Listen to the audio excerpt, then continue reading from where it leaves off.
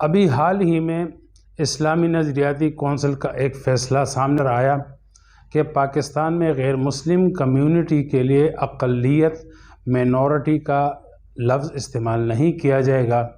یہ ٹرم بین الاقوامی سطح پر درست نہیں ہے اور اس کو اچھا نہیں سمجھا جاتا، لہذا ہم ہر ایک کو اپنی مذہبی شناخت اور کمیونٹی کے ساتھ یاد کریں گے، لکھیں گے اور ان کا تذکرہ ہوگا۔ سوال میرا یہ ہے کہ پاکستان جیسی ریاست جو دو قومی نظریہ کی بنیاد پر آزاد ہوئی، دو قومی نظریہ کیا ہے؟ پاکستان کا مطلب کیا؟ لا الہ الا اللہ۔ پاکستان کے آزاد ہونے سے پہلے مشترکہ ہندوستان میں دو بڑی آبادیاں تھیں، ایک ہندو آبادی اور ایک مسلم آبادی۔ اب مسلم آبادی یہ توحید کی بنیاد پہ، اسلام کی بنیاد پہ اپنی مذہبی عبادات اور اپنی مذہبی روایات اور تہذیب و تمدن کے حامل کمیونٹی تھی، اور ہندو وہ اپنے بت پرستانہ مذہب کے پیروکار تھے۔ اب توحید اور شرک ان دو نظریوں کی بنیاد پر قوموں کی تقسیم ہوئی، اور اسی دو قومی نظریے کی بنیاد پر دو ریاستیں وجود میں آئی، ایک انڈیا، دوسرا پاکستان۔ تو پاکستان میں جو اکثریت ہے وہ مسلم کمیونٹی کی ہے، اگرچہ اس میں یہاں پر ہندو بھی رہیں، عیسائی بھی ہیں اور اسی طرح سکھ بھی ہیں، لیکن اکثریت مسلمانوں کی ہے، اور حکومت اور ریاست یہ ایک مذہب اسلام کی بنیاد پر قائم ہے۔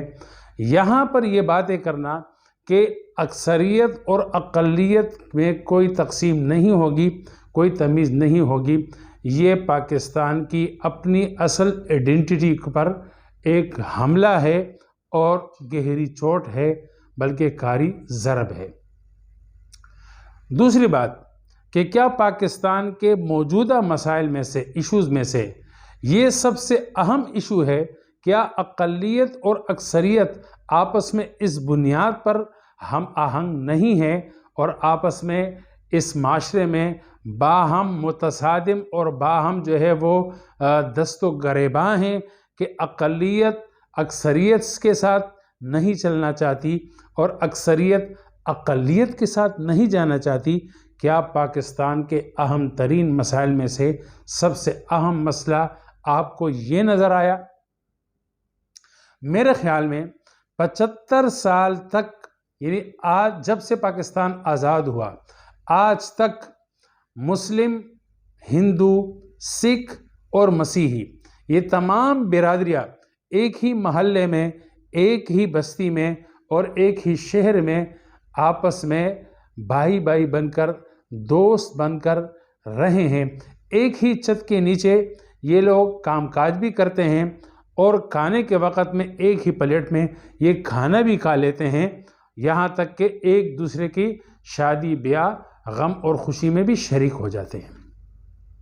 اگر کسی ہندو دوست یا مسیحی دوست یا سکھ دوست کے گھر میں کوئی مریض ہے اور اس کو خون کی ضرورت ہے تو مسلمان دوست اس کو خون بھی دے دیتا ہے۔ اگر کسی مسلمان کے ہاں مریض ہے اور ان کا کوئی دوست، سکھ دوست یا ہندو دوست یا مسیحی دوست یا پڑوسی مسلمان مریض کو خون دینا چاہے تو اس خون کو ریجیکٹ نہیں کیا جاتا، بلکہ بخوشی قبول کیا جاتا ہے۔ ایک پاکستانی قوم کی حیثیت سے ہمارے باہمی جو ایک رشتہ ہے وہ 75 سال سے دن بدن مضبوط ہوتا جا رہا ہے، اس میں کبھی دراڑ نہیں آیا۔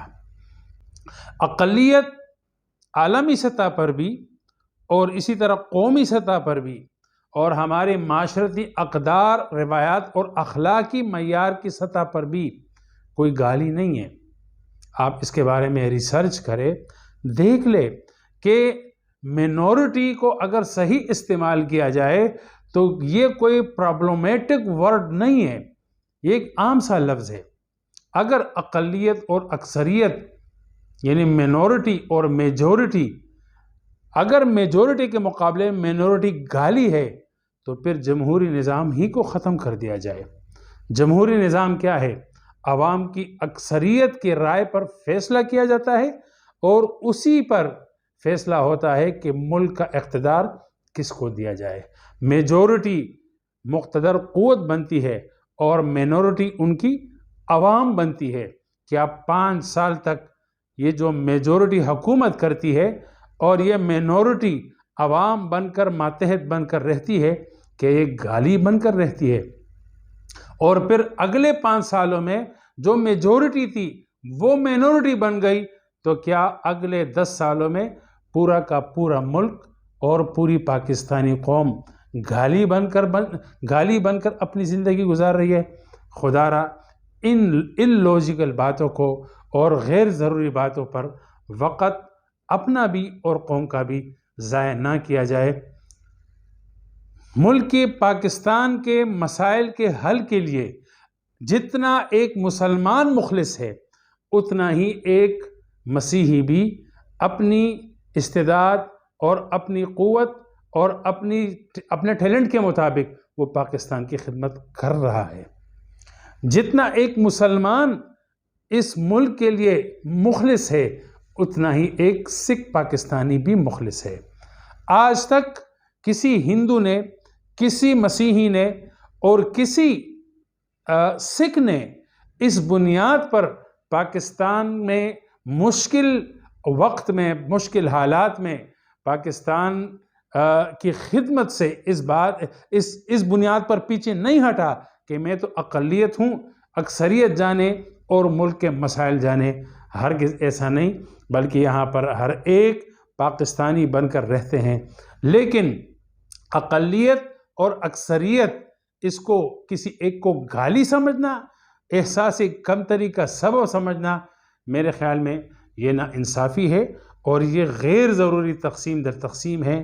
موجودہ حالات ان جیسی تقسیموں کی اجازت نہیں دیتے۔